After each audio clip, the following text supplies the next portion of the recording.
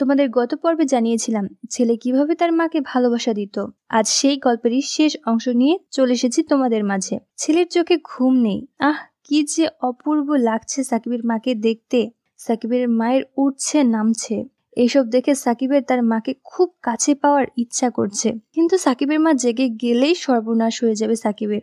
মনের সাথে যুদ্ধ করে হার মানে যুবক ছেলে সাকিব। কিছুক্ষণ পরে সাকিব হঠাৎ তার মাকে ডাক দেয়। গভীর ঘুমের ভান করে থাকায় বিপাশা কোনো সাড়া দিল না। চোখ মুখ চেপে ছেলের কাণ্ডকীর্তি বোঝার চেষ্টা করছে সে। তখন সাহস করে সাকিব একটু সামনের দিকে এগোলো। বিধবা হওয়ার পর গত 16 বছরের বিপাশার উপর কোনো পুরুষ মানুষের কোনো হাত না পড়ায় বয়সের তুলনায় বিপাশার বেশ টাইট। ব্যবহার না হওয়ায় তেমন একটা নষ্ট হয়নি কোনো কিছু। সাকিবের মা চোখ বন্ধ করে ঘুমিয়ে আছে ভেবে আরো কিছু করার শুরু করলো সাকিব। শিউরে উঠলেও কোনো মতে চাপা দেওয়ার চেষ্টা করে বিপাশা। সে যে জেগেই আছে, ছেলেকে জানতে দেওয়া যাবে না, তা না হলে তার মজাটাই মাটি হয়ে যাবে। সাকিব ক্লান্ত হয়ে শুয়ে পড়ে। এদিকে বিপাশা বুঝে গেছে তার ছেলের ক্ষুধা প্রচন্ড। প্রথম রাতে মাকে পেয়ে এমন করতে পারে সেই ছেলের ইচ্ছা যে কতটা তীব্রভাবে শিউরে উঠে বিপাশা। যাক, প্রথম রাতে এর থেকে বেশি কিছু আর করার দরকার নেই, বাকিটা আগামীকাল রাতে দেখা যাবে ভেবে ঘুমিয়ে যায় বিপাশা। পরদিন সকাল থেকে দোকান বা সংসারের কাজের ফাঁকে ফাঁকে মাকে অন্য চোখে জরিপ করতে থাকে সাকিব। সাধারণত চাকরি খোঁজা বা শহুরে বান্ধবীদের সাথে একান্তে প্রেমালাপ চালাতে সারাদিন ঘরের বাইরে গ্রামের পথে ঘাটে ঘুরে বেড়ালেও আজ আর ঘর থেকে বেরোয় না সাকিব। মার সান্নিধ্যে দিনটা কাটাতে থাকে। এদিকে বিপাশা ভাবছে, এক রাতে সামান্য আদরে দেখি ছেলের সুমতি হয়েছে, মাকে ফেলে বাইরে বেরোনোর নামই নিচ্ছে না একেবারেই। ছেলের চোখের ভাষায় স্পষ্ট তারিফ ঠিকই টের পায় সাকিবের মা। অবশ্য এমন মায়ের তারিফ যে কোনো ছেলেই করবে। মায়া করা বাঙালির ললনা মার ইচ্ছাটা বয়সের সাথে আরো যেন রসিয়ে উঠেছে দিন দিন। বিধবা মায়ের জ্বালা যে এখনো কতটা সুতীব্র গত রাতেই সাকিব বুঝেছে। অন্যদিকে সত্যি বলতে কি, তার মা বিপাশার মতো এমন সুশ্রী গঠনের আবেদনময়ী নারী সে আগে কখনো ভোগ করে নাই সাকিব। বিভিন্ন বয়সের নারীর সাথে পড়লেও তার মায়ের মতো এমন খানদানি মহিলা কখনো সে চোখে দেখেনি। তার মা যে সঙ্গী হিসেবে একেবারে সেরা মানের, সে বিষয়ে কোনো সন্দেহই নেই সাকিবের। ছেলের আচার আচরণে বিপাশা বোঝে, তাকে কাছে পেতে উন্মুখ হয়ে আছে তার সাকিব। বিপাশার এতে আপত্তি নেই, বরং সে খুশি ছেলেকে বশ করে নিজের কাছে রাখার মোক্ষম হাতিয়ার পেয়েছে সে। যত বেশি ছেলেকে ইশারা দেবে তত বেশি মার প্রেমে পড়বে সাকিব, এমনটা ভাবতে থাকে বিপাশা। তাই সারাদিন সাকিবের সামনে নানাভাবে নিজেকে উপস্থাপনা করে বিপাশা। ঝাড়ু দেওয়া বা খাবার সামনে ভাত তরকারি বেড়ে দেওয়ার নামে ঝুঁকে পড়ে ছেলের দৃষ্টি নিজের দিকে নেয় সে। দুপুরের পর সাকিবের মা মুদির দোকানে ব্যবসার কাজে বসলে মা ছেলের পারস্পরিক ছলাকলায় ছেদ পড়ে। সাকিব বাসায় কিছু করার নাই দেখে সাকিব ঘুরতে বেরিয়ে যায়। ঘোরাফেরা করে রাতে ঘরে ফিরে সাকিব। ততক্ষণে দোকান বন্ধ করে তার মা রান্নাঘরে রাতের খাবার সাজিয়ে বসে আছে। খেয়ে দিয়ে উপরের তলায় উঠে ছাদে থাকা তার চৌকিতে শুয়ে সিগারেট টানতে টানতে নিজের অজান্তেই ঘুমিয়ে পড়ে সে। গত 2 রাতের মতো সে রাতেও বৃষ্টি ছিল না। হঠাৎ সাকিবের মায়ের তীক্ষ্ণ চিল্লানির আওয়াজে ঘুম ভেঙে যায় সাকিবের। উঠে দেখে তার মা ঘর থেকে ছুটে বেরোচ্ছে ছাদে।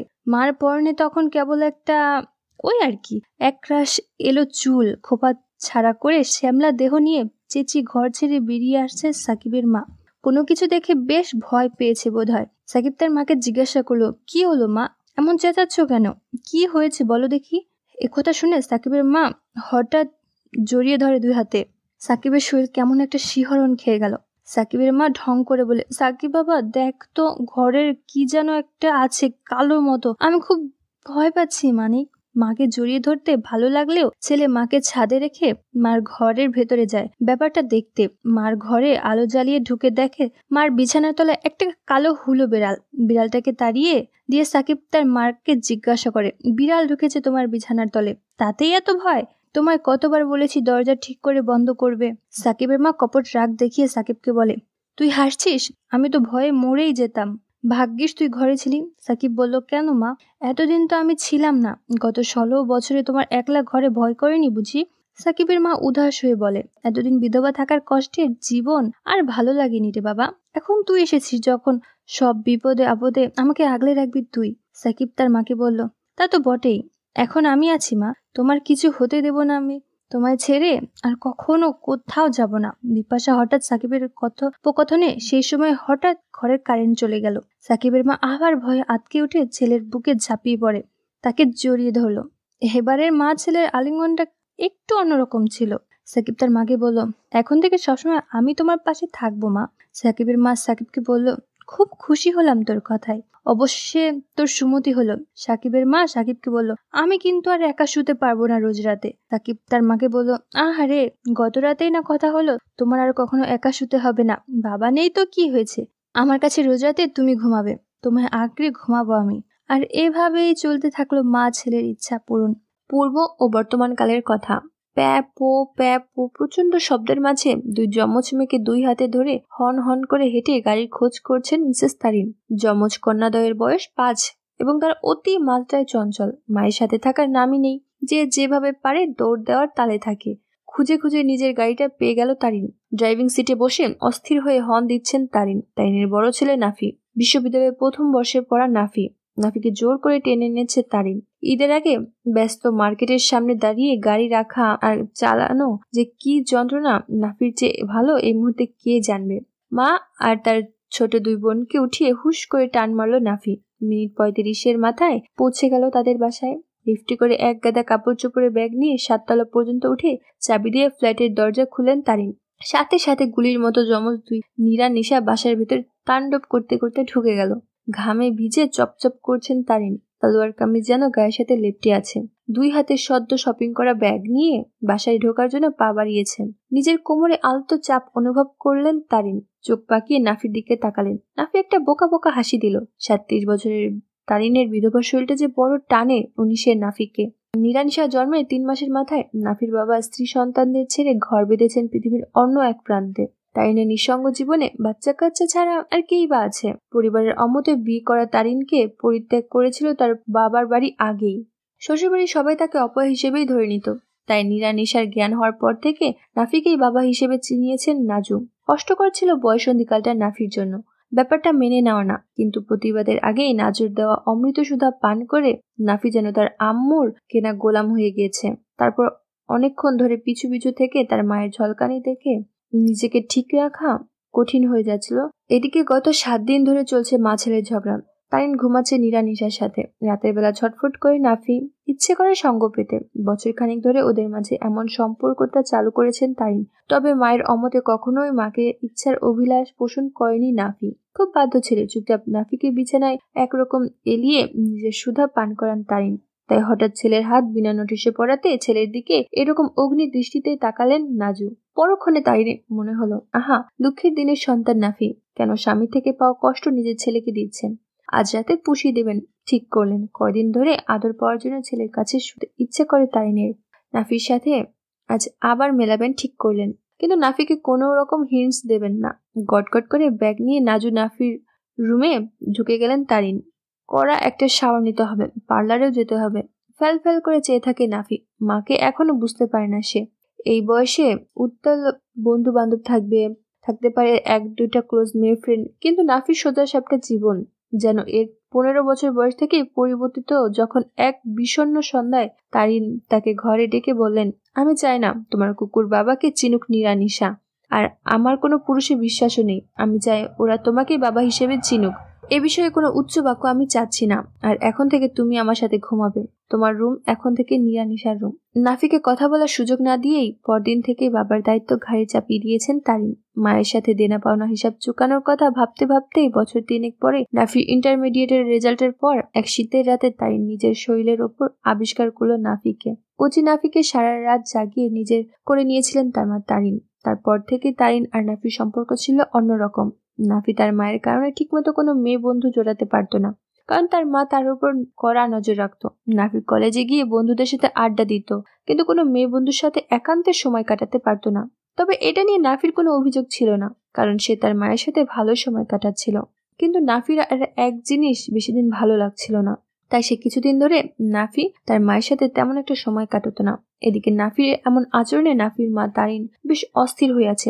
সে ভেবে পাচ্ছে না কেন তার ছেলের সাথে তার সময় কাটাতে চাচ্ছে না। একদিন নাফির এক দুঃসম্পর্কের খালা তাদের বাসায় আসলো। নাফির খালার নাম নাদিয়া। খালা অনার্সের ইয়ার ফাইনাল পরীক্ষা দেওয়ার জন্য তাদের বাসায় এসেছেন আর বেশ কিছুদিন থাকবে। নাফির মনে আনন্দের এক ঝলক খেলে গেল। সে মনে মনে ভাবতে লাগলো যে করে হোক তাকে কিছু একটা করতে হবে। তাই সে তার খালার সাথে মাঝে মাঝে যে কোনো জিনিস নিয়ে কথা বলতো। এভাবে নাফি আর তার খালার মধ্যে একটা আলাদা সম্পর্ক তৈরি হয়। তাই নাফি একদিন সুযোগ করে তার খালাকে নিজের ইচ্ছার কথা জানায় আর খালাও নাফির কথাতে রাজি হয়ে যায়। আর নাফি অনেকদিন পর নতুন কাউকে সময় দিতে পারে বেশ খুশি। আমি আইরিন, আমাদের এলাকাতেই থাকি রেজা। আমি পুরান পল্টন ঢাকাতে থাকি। তোমাদের মাঝে বলতে এলাম রেজার জীবনের কিছু গোপন চাওয়া পাওয়ার কথা নিয়ে, যা কাউকে বলা যায় না। তা না হয় ডায়েরির মাঝে লিপিবদ্ধ থাক। তাই আমার এই ছোট্ট চেষ্টা, পিছনের দিনগুলো বাদ দিয়ে বয়স যখন 22 তখন থেকে শুরু করা যাক। রেজা আজ বিয়ে করলো, পরিবারের কাউকে না জানিয়ে, কারণ জানিয়েও কোনো লাভ নেই, সেটা রেজা ভালোই জানে। রেজা বিয়ে করেছে শামিমা নামে এক মেয়েকে।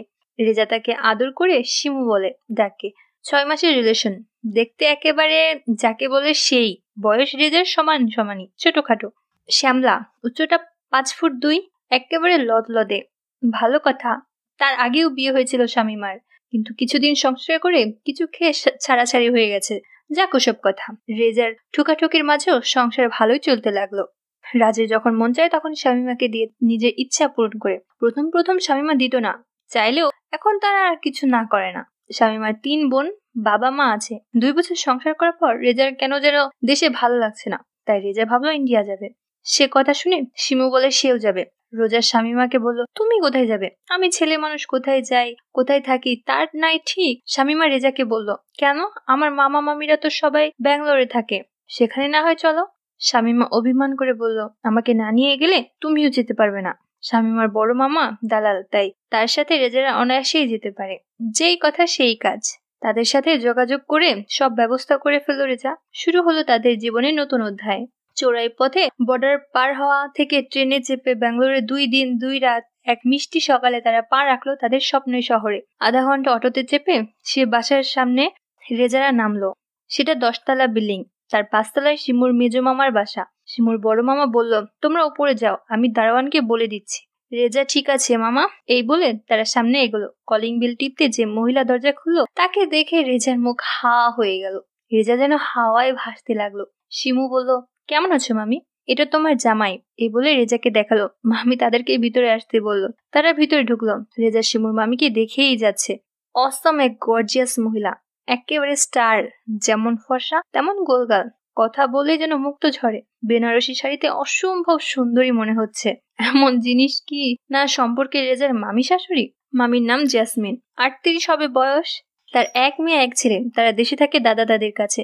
রেজারা গল্প করতে করতে নাস্তা খেলো। মামি শুধু কফি খেলে আর রেজার সারাটার সময় তার মামির দিকে চেয়ে থাকলো। মামি তা বুঝতে পেরে মাঝে মাঝে মুচকি মুচকি হাসলো। নাস্তার পর মামি রেজাকে বলল, এসো তোমাদের রুম দেখিয়ে দিই। মাঝারি সাইজের একটা রুম, পরিপাটি করে বিছানা পাতা।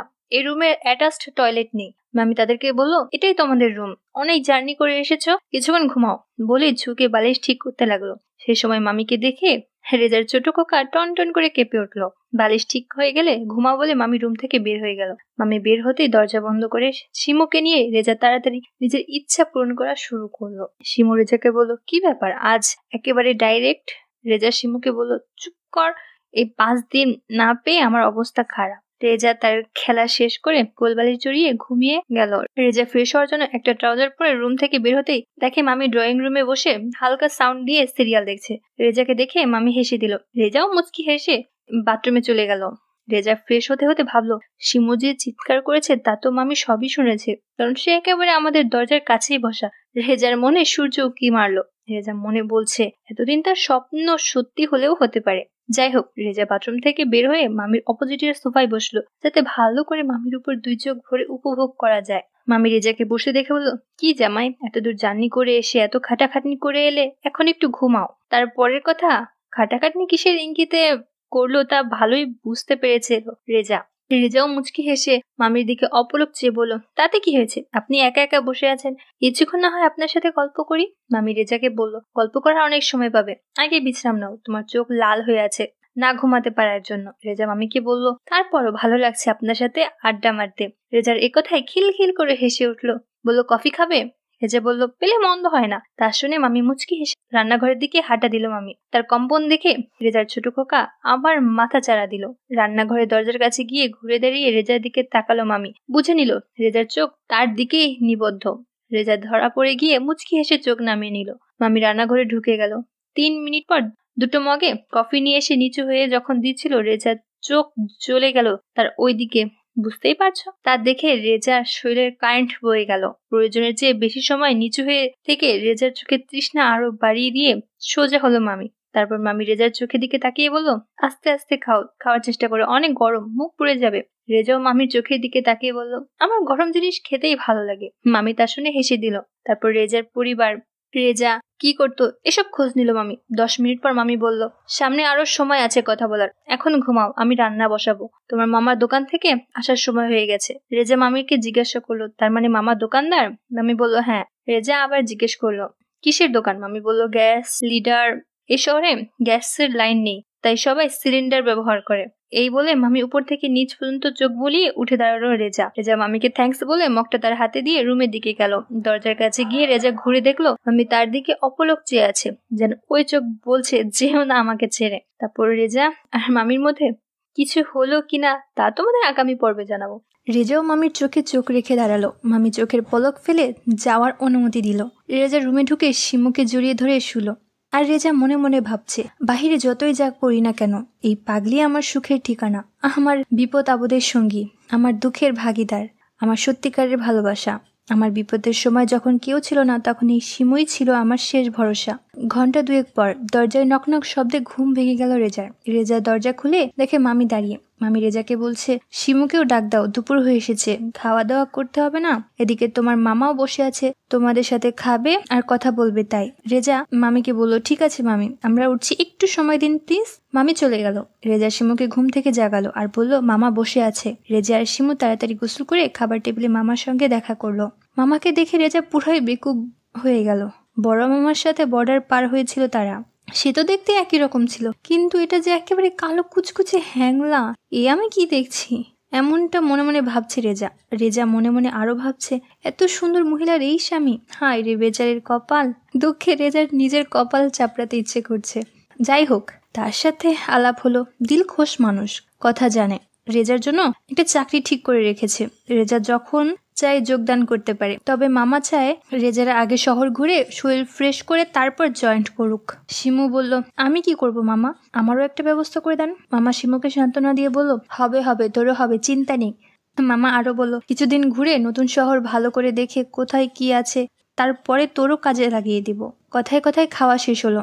অনেকবার মামির সাথে রেজার চোখাচোখি হলো। প্রতিবারই মামি মুচকি হেসে নিজের ঠোঁট কামড়ে ধরলো। রেজার তো লক্ষণ দেখে বাকুম। মামা চলে গেল দোকানে। রেজাকেও সাথে নিতে চেয়েছিল, কিন্তু মামি যেতে দিল না। বলল, আজ কোথাও যাওয়া হবে না, শুধু বিশ্রাম। শিমু বলে সে আরো ঘুমাবে। রেজারও ঘুম পাচ্ছে, কিন্তু রেজার এমন মামিকে ছেড়ে রুমে যেতে মন চাচ্ছে না। তাই রেজা শিমুকে বলল, যাও তুমি ঘুমাও। শিমু চলে গেল। মামি রেজার দিকে তাকিয়ে বলল, তুমি আর ঘুমাবে না? রেজা বলল, না মামি। মামি রেজাকে বলল, ঠান্ডা খাবে? রেজা একটু অন্যরকম ভাবে বলল, না, গরম খাবো। মামি রেজাকে বলল, সবসময় গরম খাওয়া ঠিক না। রেজা মামিকে বলল, তা বুঝি না আমি সবসময় গরমই পছন্দ করি। মামি নিজের ঠোঁটে কামড় দিয়ে বলল, তাই? মামি গলা চুলকাতে চুলকাতে হাত দিয়ে ওড়নাটা নিচু করে দিল। রেজা মামির হাতের দিকে চেয়ে আছে। মামি রেজার মুখের দিকে চেয়ে আছে। মামি হাত তোলার ভাব করে হাত দুটো মাথার উপর তুললো। তাতে মামির দুটো আরো সামনে চলে এলো। তা দেখে রেজা যেন স্বর্গে চলে গেল। রেজার হাত পা অবশ হয়ে গেল। মাথার ভিতর শূন্য মনে হলো। রেজা নির্বাক হয়ে চেয়ে আছে। মামি রেজার সব প্রতিক্রিয়া লক্ষণ করে হাত নামিয়ে দিয়ে বলল, কি জামাই, গরম লাগছে নাকি? ঠান্ডা আনবো? রেজা বলল, সত্যি সত্যি আমার গলা শুকিয়ে গেছে। মামি ফ্রিজ থেকে ঠান্ডা এনে এক মগ রেজার দিকে দিয়ে দাঁড়িয়ে থাকলো। রেজা মামির হাত থেকে মগটা নিয়ে ঢকঢক করে খেয়ে নিল। মামি রেজার হাত থেকে মগটা নিয়ে বলল, কি জামাই, বলেছিলাম না সবসময় গরম খেতে নেই, মাঝে মাঝে ঠান্ডাও খেতে হয়। তারপর রেজাকে কিছু বলার সুযোগ না দিয়ে নিজের রুমের দিকে হাঁটা দিল। দরজার কাছে গিয়ে ঘুরে দাঁড়িয়ে রেজার চোখের দিকে তাকিয়ে বলো, যাও রেস্ট করো, ঘুমাও, আর মনকে ঠান্ডা করো, এই বলে দরজা বন্ধ করে দিল।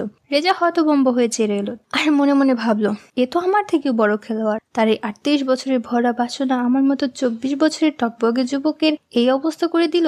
তাহলে তার উথাল পাথাল সময় কি ছিল? রেজা আরো ভাবছে, তাহলে মালিক শেখের মতো কালো হ্যাংলা লোককে কি কারণে বিয়ে করেছিল মামি?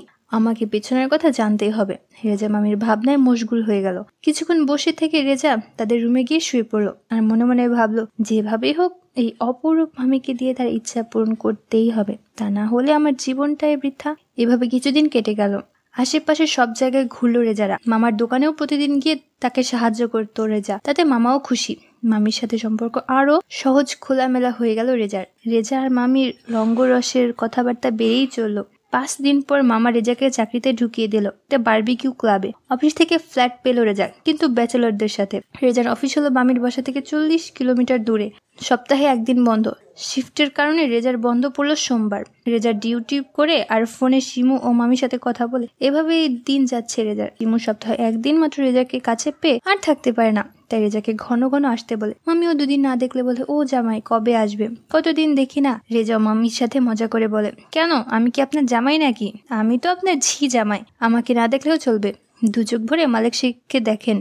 মামি বলে, তাকে তো দেখি, তোমাকেও দেখতে মন চায়। প্রতি রবিবার রাত্রে মামির বাসায় যায় রেজা। তারা ইচ্ছে মতো শিমুকে সময় দেয়। সোমবার সকাল থেকে সন্ধ্যা পর্যন্ত মামির সাথে আড্ডা মারে। মামি রেজাকে জিজ্ঞেস করে, কি জামাই রাতে ঘুম হলো? রেজাও একটা হাসি দিয়ে বলল, আপনার ভাগ্নি ঘুমাতে দিলে তো ঘুমাবো। মামি বলল, কেন ঘুমাতে দেয় না? রেজা বলে, সপ্তাহে একদিন এসে আবার কিসের ঘুম? মামি তো হেসে কুটি কুটি। মামি আরো বলল, পারো তোমরা। এভাবে দিনটা কেটে যায় রেজার। এভাবে 3 মাস কেটে গেল। শিমুল ছোট্ট একটা অফিসে চাকরি হয়ে গেল। এখন মামি রেজার সাথে আরো ফ্রি কথা বলে। এখন শিমু অফিসের জন্য বের হয়ে গেলে মামি রেজাকে ফোন দিয়ে পাগল বানিয়ে দেয়। মামি একদিন রেজাকে ফোন করে বলল, ও জামাই, তোমার ওইখানে আমাকে একদিন ঘুরতে নিয়ে যাও না। রেজা যেন এক স্বপ্ন দেখছে। তার মামি বলল, সত্যি মামি, আপনি আসবেন? একা না কাউকে সাথে নিয়ে আসবেন? মামি বলল, না একা। রেজা তো খুশিতে বাঘ বাকুম। মামির সময় মতো একদিন রেজার ওখানে চলে আসলো। রেজা আগে থেকেই সব ব্যবস্থা করে রেখেছিল। মামি আসা মাত্র রেজা কোনো সময় নষ্ট না করে মামিকে নিয়ে আনন্দের সাগরে ডুব দিল। মামি রেজার সাথে আনন্দে গা ভাসিয়ে দিলেন।